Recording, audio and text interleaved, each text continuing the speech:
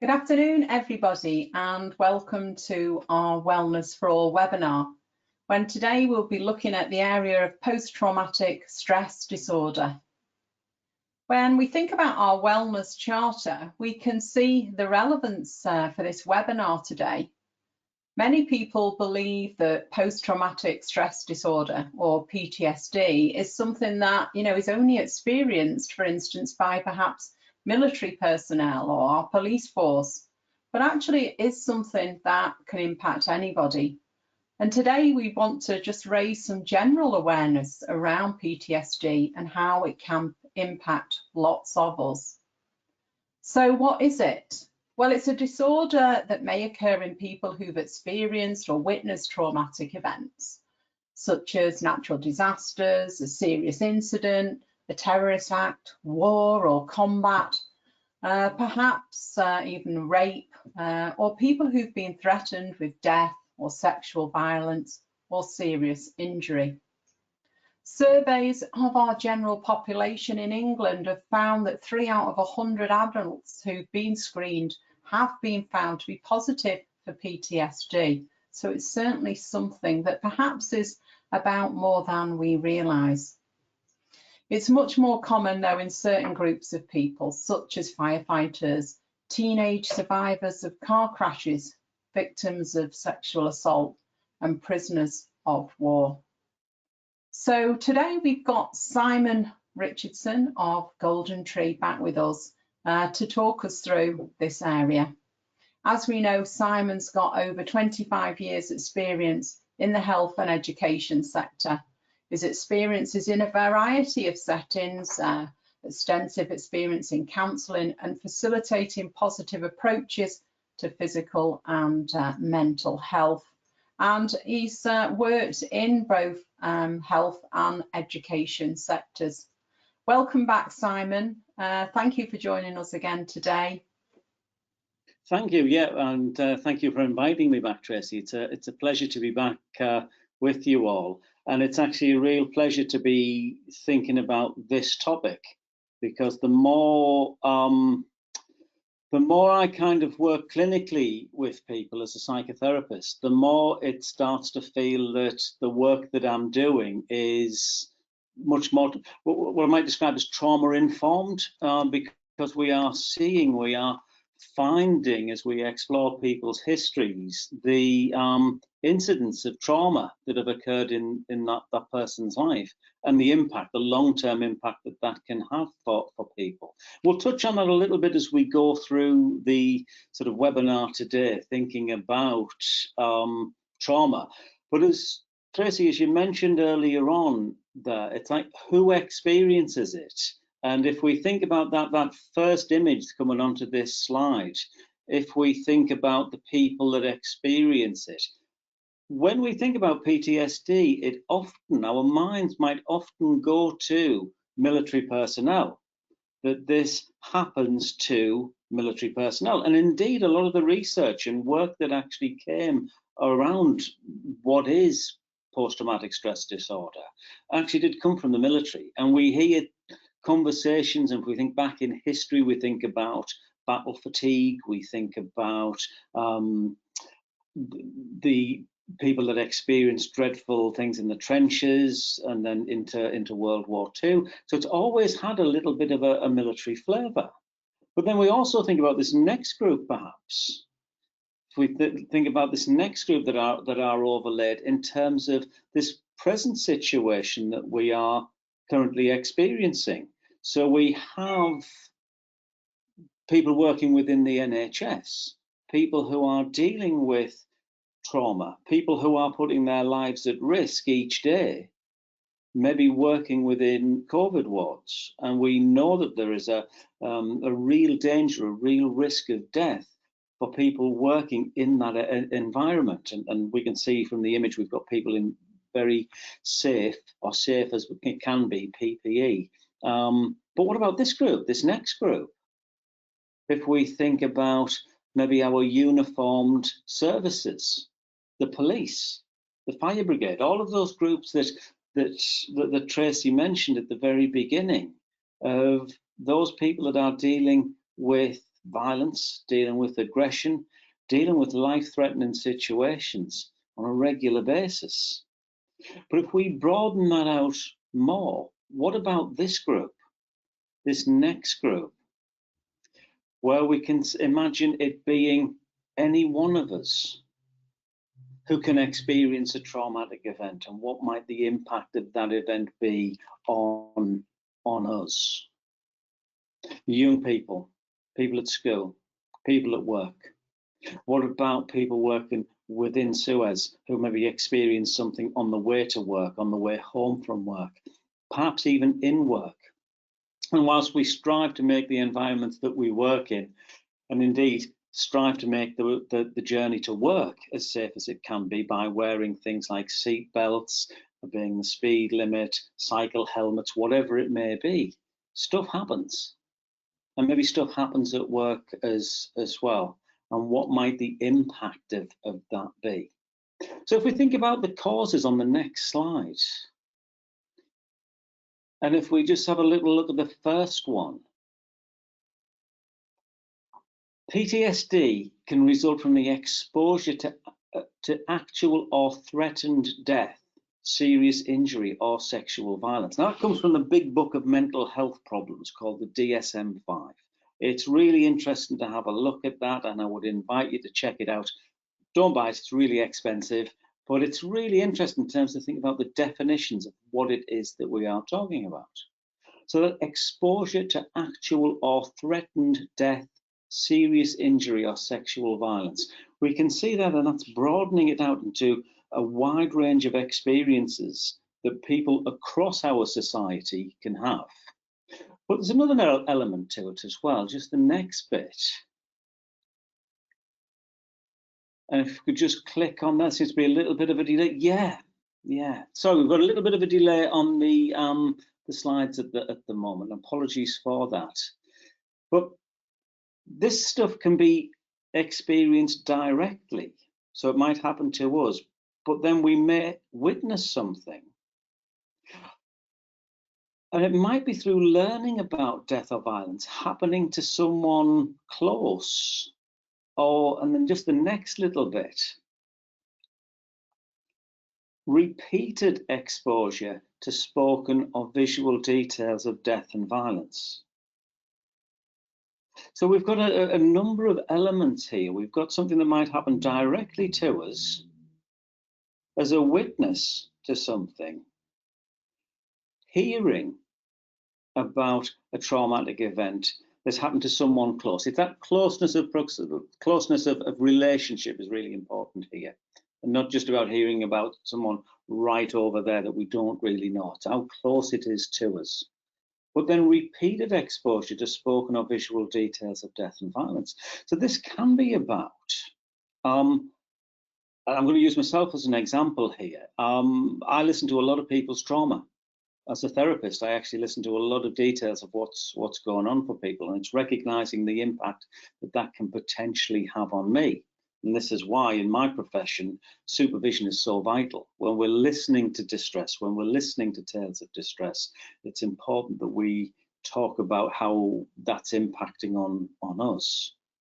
In a training environment, I've also worked with people who review material. It's actually quite a disturbing but interesting bit of work that was done around people that regulate and monitor internet content, and those people that were actually deciding whether or not certain images or videos could actually go up online, or whether or not that need to be sort of taken down or prohibited.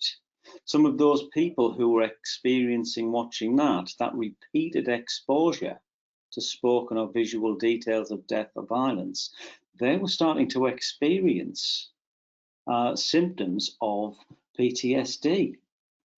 And something that we've kind of looked at before, if anyone's joined us on the webinars previously, if we look at the next slide, what we are dealing with here is this stress response. So if we think about this image that's going to appear on our screen now in terms of the brain, and we think about elements of the brain, we've got that little bit of the limbic brain there, about that emotional or feeling brain. This is where the stress response takes place. We perceive a threat, whether it be imagined or real. And in the case of PTSD, we're very often thinking about some very real threat that's occurred. And that's firing off all of those chemicals, things like the cortisol, the adrenaline, that fight, flight, or freeze. And it's actually really interesting thinking about with someone with PTSD, it seems that that bit doesn't really settle down, that there's a hyper alertness to things. And we'll look at some of the signs and symptoms just in a moment. But those same bits of the brain that we've talked about in previous sessions, where we've talked about anxiety, where we've talked about fear, where we've talked about meditation and mindfulness, a tool to actually help soothe those parts of the brain. We'll come on to that as a way of treating this as well. All of those things are actually in play with someone who's experiencing or experienced a trauma. So let's just have a little think now in the next slide about the signs and symptoms. And we've got 7 key signs and symptoms to be looking out for here. So that first one, and this is particular, this is the kind of thing that's kind of separating it off from anxiety when we've talked about and thought about anxiety as an issue. We've got this idea of re-experiencing the event in some way. And that can be, that individual starts to be taken back into the feelings, the images, the thoughts that they were having at the time of that experience, at the time of that trauma. And it can be certain noises, certain sounds that can really pull people back into a situation. Now, an example of that might be someone that was involved in, let's say, combat zone, or using sort of extremes, I suppose, I might feel extreme, but bombs. And there was a gentleman that I worked with on a training course once. He told me about whenever he heard a car backfire, he was transported back to the conflict zone that he was in, and he would drop to the floor 30 years after the event. So the power of certain noises and certain smells, certain things, pull us back, rubber band us back to that time. And so people can start to avoid or get emotional numbing and look towards, how do I get rid of those things? So people start to avoid certain areas. There was a lovely meme, well, not a lovely meme, but a really powerful meme I saw recently around bonfire night and fireworks and the explosions and the bangs and things, the whizzes and the noises that go on there. We see a lot about dogs and the impact that it has on dogs and animals and pets. But there was a really powerful image of someone huddled in the corner of their room whilst these bangs and whizzes go on outside, because that was transporting them back to that time. So people will look towards avoidance. How do I escape? How do I move away from that? How can I numb? Maybe as a survival mechanism, sort of numbing those emotions. And the next one is this hyperarousal, feeling on edge, all of the time being alert. If we think back to our brain, if we think back to that little bit of almond-shaped tissue, the amygdala, it's almost like the amygdala is on high alert all of the time. So that feeling of edge, feeling that something is going to happen, being alert to any possible danger that could be there. And the next one, irritability. And if we pop the next one up as well, because it's linked, we've got irritability and we've got angry outbursts and even a rage around this, a real anger and frustration as to what's happened. Perhaps what's happened, why did it happen? Why did it happen to me? There's actually some really distressing stuff around, perhaps it should have happened to me because other people have died and I didn't. So there's a sort of survivor guilt and shame attached to it. So it becomes incredibly complex as we look at this. And then the next one, poor concentration, linked to anxiety, linked to all of those things around that hyperarousal, that avoidance, that emotional numbing, that frustration, comes poor concentration. And then the next one after that, we have poor sleep. And very often associated with sleep within someone that's experienced PTSD and nightmares. Again, a re-experiencing perhaps of those things, that anxiety, the brain working overtime in its experience of those things. Okay, if we could have the next slide. There is another condition, and it's linked to PTSD, but it gets called complex PTSD. And this is about repeated trauma. The little bit that we've been talking about previously can be about one traumatic event that actually takes place in someone's life. Perhaps a car accident, perhaps a spanner falling from the top of some scaffolding and nearly hitting you, or just missing you, or even hitting someone. But complex PTSD occurs when adults or children repeatedly experience traumatic events. Okay, and just a word of caution here, because when we're thinking about this stuff as well, I want us to be cautious of our own well-being, our own experiences here, because we are starting to think about what those traumatic events may be for people. And it might be that we're talking about neglect, abuse, physical, emotional and sexual abuse, and this becomes really kind of very difficult to hold.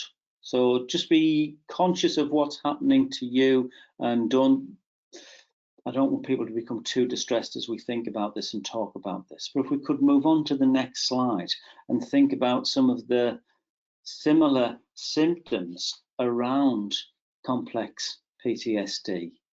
And we often see feelings of shame or guilt existing within that person. What was going on in the event? Did they contribute to that event in any way? And so it really kind of becomes very difficult for people to manage. The next one, please. And there can be a real difficulty in controlling emotions. Those feelings of rage and that difficulty, what am I experiencing? Why am I experiencing? Can be really almost feels unmanageable to the individual. And the next one, please.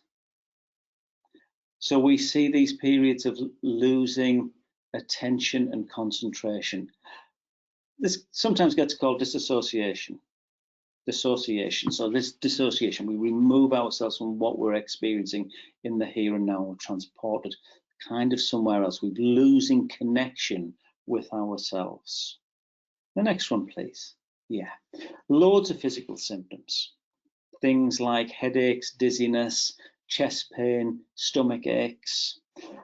Really interesting. There's a fabulous book on this. I'm going to recommend that if you're particularly interested in PTSD. And it's called The Body Keeps the Score. And it's by a guy called Bessel van der Kolk. I'll pass the details over to Tracy and Jose to pass out if people are interested in it. It's a beautifully written book, full of case stories and really up-to-date information on the research around PTSD and complex PTSD. But that book's called The Body Keeps the Score, and how we kind of connect. Our bodies are so connected to the things that are happening. So that anxiety is coming out within our bodies. We are feeling it in here and around us. But then there's also the behaviors that are mentioned in the next slide. Cutting yourself off from family and friends. So there's that movement away from people that can support us. That disconnection that people can feel from people that are around them. And the next one, please.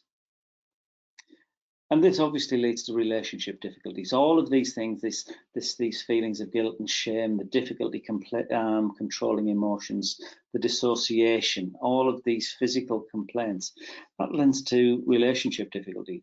People find it difficult to understand what is actually happening to someone. And then the next one, we can see lots of destructive or risky behaviours taking place.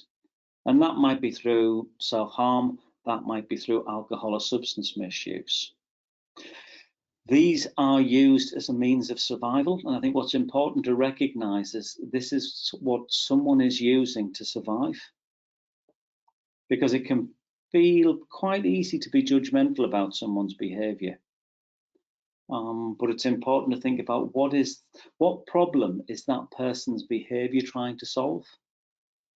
So thinking about those destructive or risky behaviours and being very alert to the final one on that, which is thinking about suicide. Okay, so if that comes up on that next one, if we just pop that on there, it's being really alert to the fact that people who are experiencing PTSD and complex PTSD, and indeed all the other conditions that maybe some of you have talked about in the first aid for mental health awareness training that we've been running, being alert to the possibility that someone feels that their experience is unbearable and that they can no longer manage with what they are experiencing. So being alert to that is actually really very important. What is also important to recognise about this is that there is treatment and support available. So if we look at the next slide and we think about, well, what can we do around the treatment and support for people?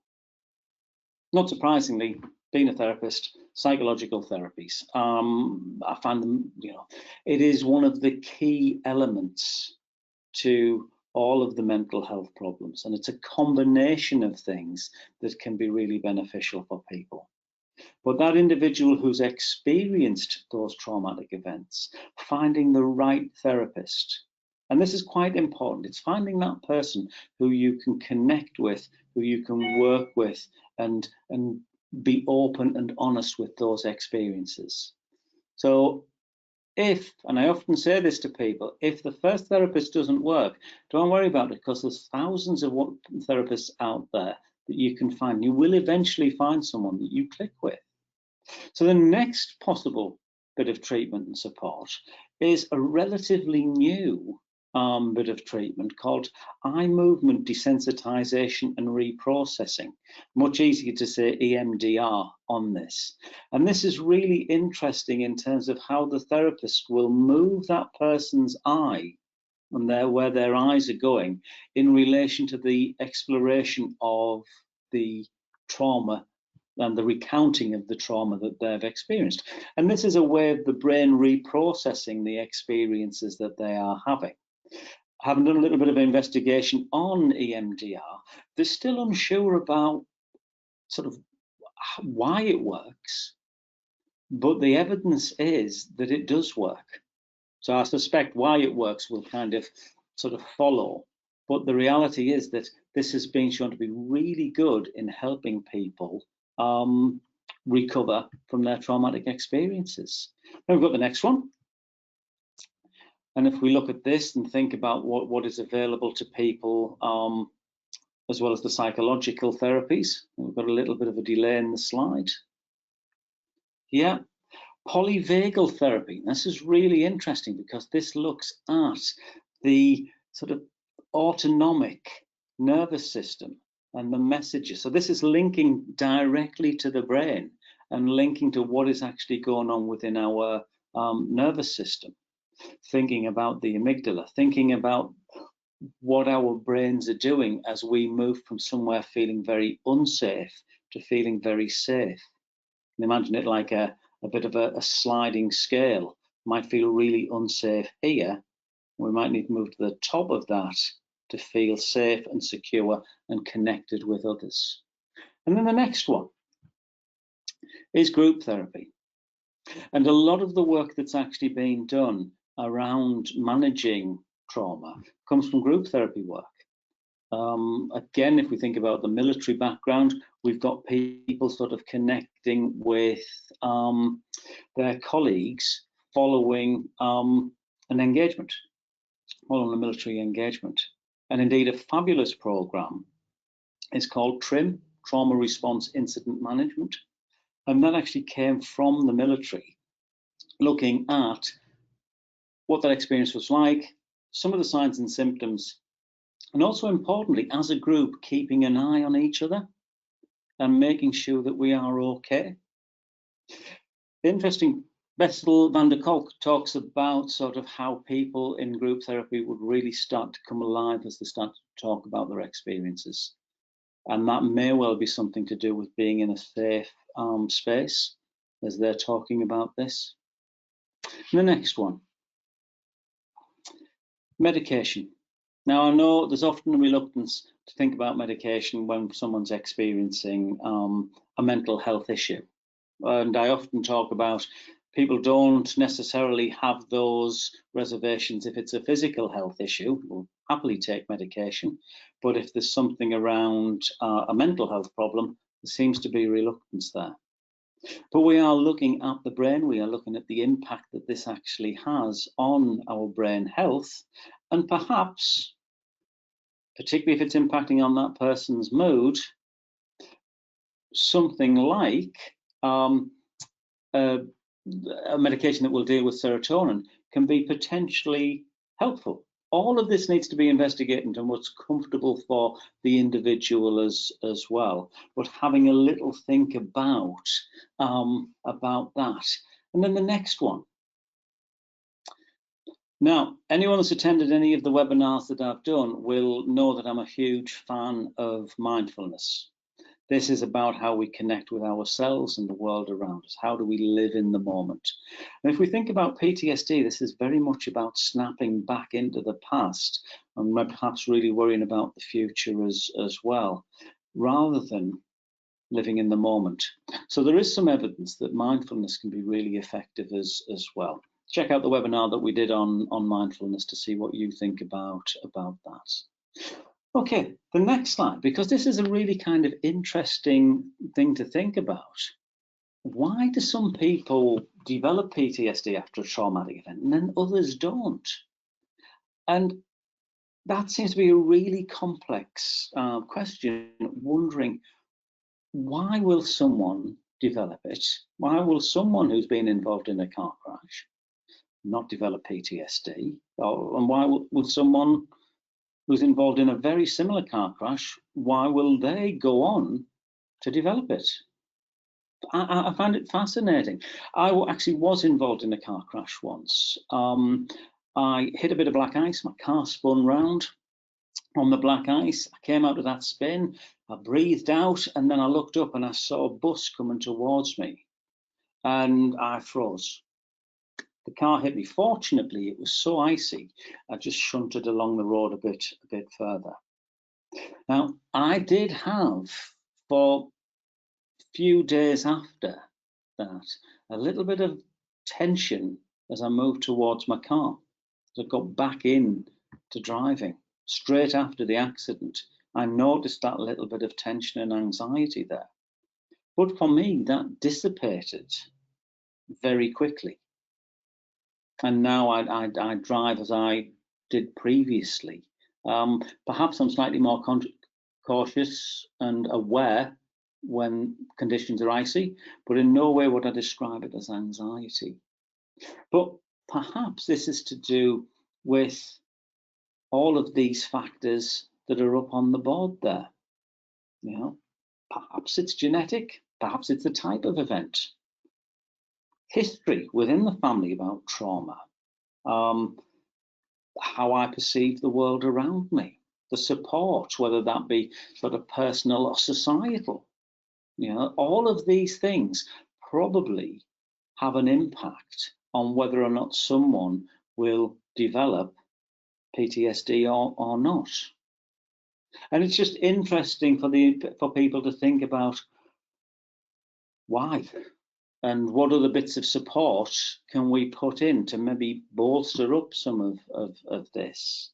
Because if we think about the next bit, if we think about we've got those professional bits of support, if we think about the next slide in terms of self-help. Now, again, this may feel a bit of a repetition, perhaps, of some of the stuff that we've done before, if you've listened to any of our webinars.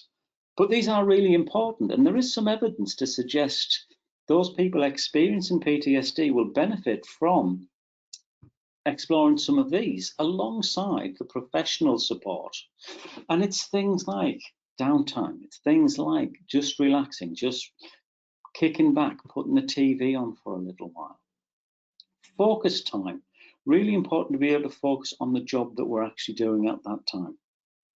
And maybe that needs to be tailored a little bit depending on how good someone's concentration is.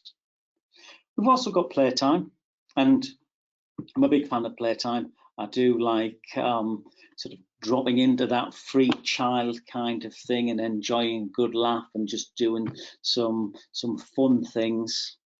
That can be lost because we can start to take the world very, very seriously and just reframing things ever so gently. Time in, that's about meditation, mindfulness. Physical time, actually really important, and many of us, as we kind of do this work, will think about how much activity do I do each day, how easy is it for me to get out for a walk, a run, a cycle, whatever it may be. And I've left that connecting time and sleep time to last, because connection with others is so important. So actually being emotionally literate and emotionally connected with others is very important. Expressing what we're thinking, what we're feeling, and having that heard and listened to. Because it's a two-way street, it's a transaction, it's an interaction between people. So if there's a colleague that's talking about something, it's about you really engaging with their experience, not about what that experience might mean to you. It starts to become really tricky when we do this. But it can also be about just going for a walk with someone, having a chat about the weather, the way the world is changing around us as we move from autumn into winter. And then we've got sleep. And as I mentioned earlier on in the presentation, sleep is such a impacted upon thing that we do. And within that, someone can have nightmares. Thinking about how much sleep that individual gets, and that whole thing around sleep hygiene can be impactful as well. How is that person getting to sleep? It may be that someone is using alcohol to actually help them sleep, anesthetizing them in some way so that they can sleep. We know that that's really impactful on someone's sleep and is actually quite disruptive to sleep. So it may be that there's a whole load of things around sleep hygiene that that individual can do that might help. But again, in connection with some professional support. So it's really about that encouragement. And if we think about the next slide, if we think about who is available and what's around, because there is a lot of support around. As with all mental health conditions, people can feel quite alone and isolated. And it's really important to let that person know that they are not alone, but there are people out there that want to help and are able to help. Recovery is possible and likely with support. So it might be about speaking to colleagues. It might be about sharing the experiences that we've had. The first step might be to approach your employee assistance program and have a discussion with them.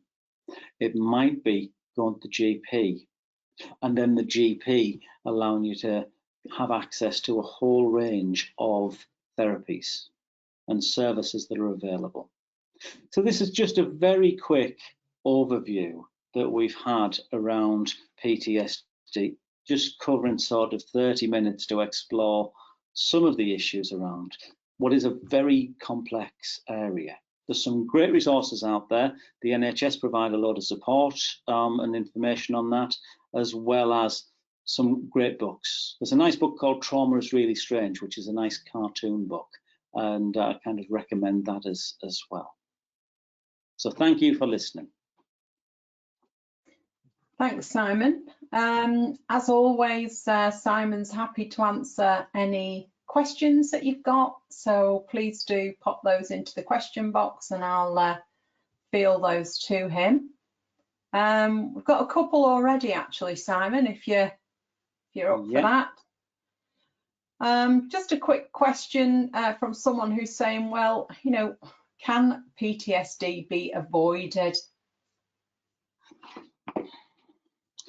Oh,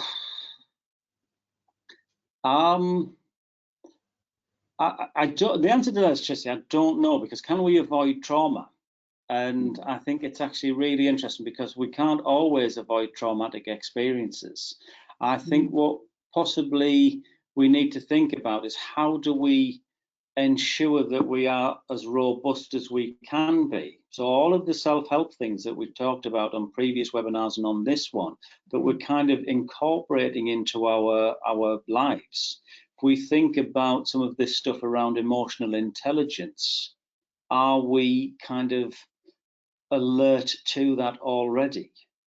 What support networks have we got in place?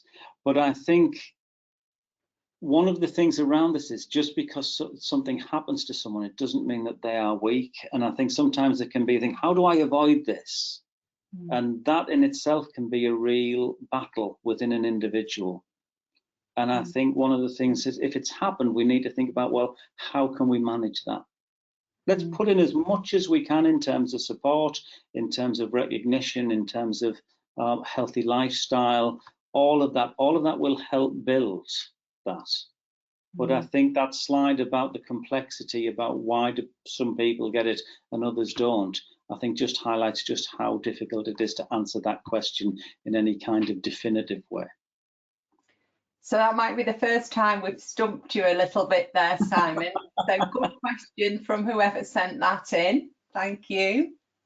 It's interesting, I suppose, you know, when we talk about, you know, how different people are impacted by different things. You know, two people, you know, have the same incident happen and deal with it very differently. And sometimes, you know, when people perhaps don't or aren't so negatively impacted as perhaps other people think they should be, that makes them feel, you know, to have failed in some way, shape or form. I love the phrase, and I don't know where I got it from. I wish I could remember who coined it, but paranoia. I love this phrase, paranoia, and this is this constant comparing negatively about how one person is, or one person's life or experiences, to mine. You know, and that kind of, I often talk about these shoulds and oughts that people tell themselves off with. You know, you should do better, you ought not to be like this. And actually that really kind of powerful, what I describe as a parental voice telling you off. And actually it is what it is. And I think it's... yeah, I think, you know, sort of an experience, you know, from the past, from myself, where, you know, you're inclined to want to sort of put yourself in a space to think, well, how must that person be feeling? So how can I help them in this situation? And there's an inclination to say, well, you must be feeling awful. And actually, you know, I had an incident where they came back and said, well, I'm feeling awful, that I'm not feeling awful. And actually, I'm doing okay. And so that sort of stuck with me really since then as a learning point for, you know, when I'm, you know, sort of trying to be helpful to other people. I think that's a brilliant example, Tracy, because we often put our own frame of reference, our own window on the world, and overlay it on someone else. That's an awful experience, so therefore you must be feeling awful.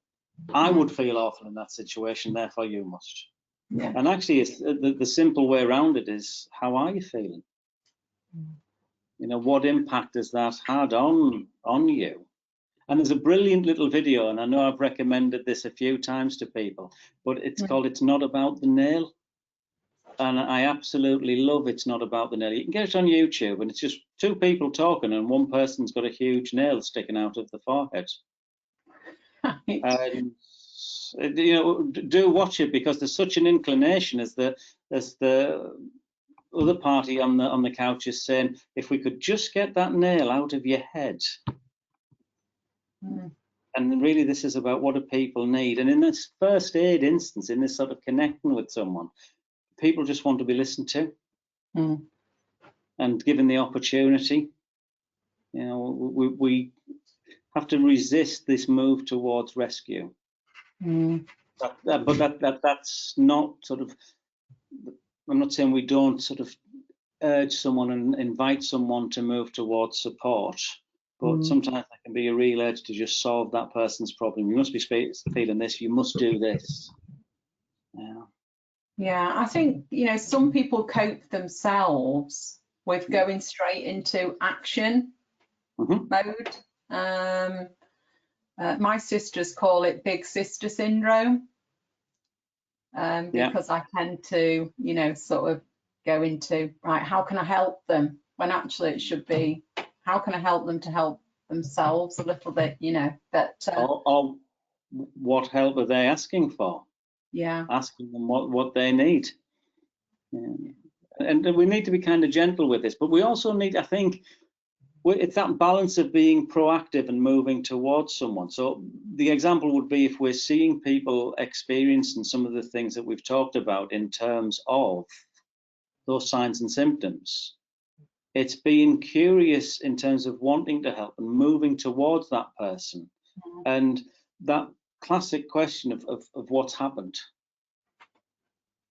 I've noticed that you're doing this, what's happened? And then inviting that person and supporting that person to get the help that they feel will be appropriate. That's helpful. I mean, we've got a couple of questions there saying, what can people do to help? And I think that plays to those couple of questions that we've had around that.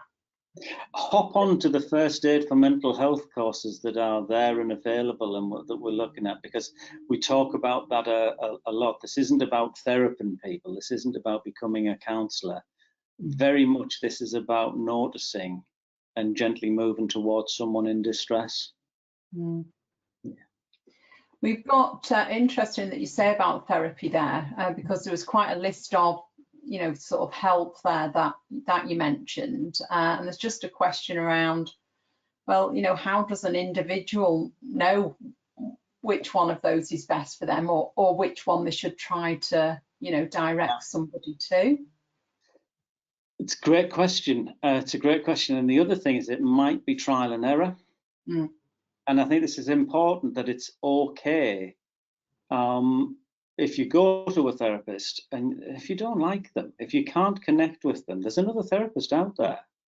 There's another style of therapy. And whilst it might feel slightly frustrating that it's not working the first time, just know that there are other options out there. This isn't a one size fits all. And it may be that you need to shop around, just the same way as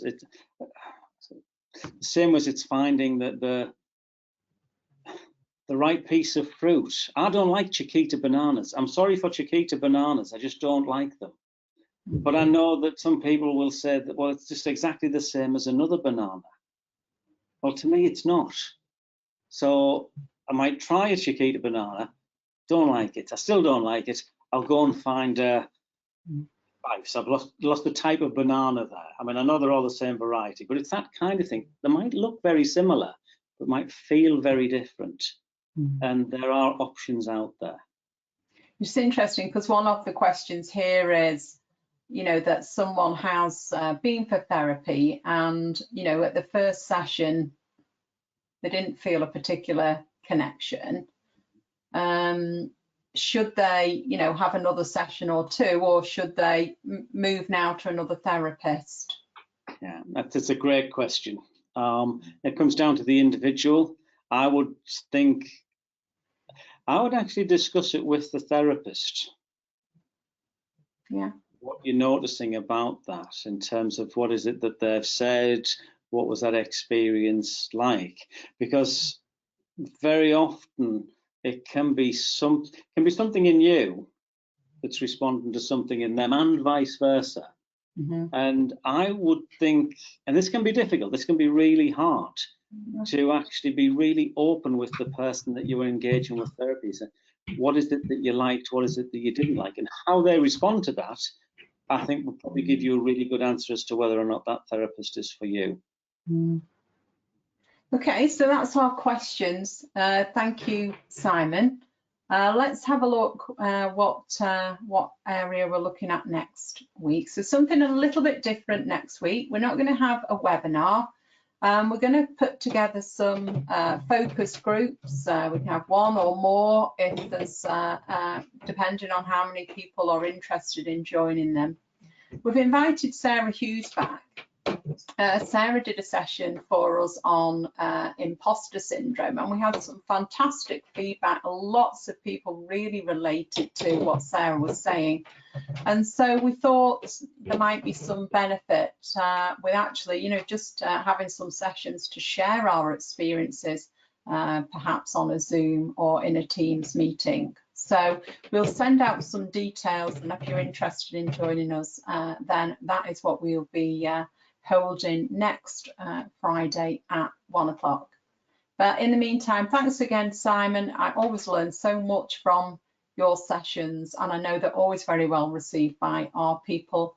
And we'll see you next week if you do want to join us for the imposter syndrome focus groups. Thanks, Simon. Thanks very much.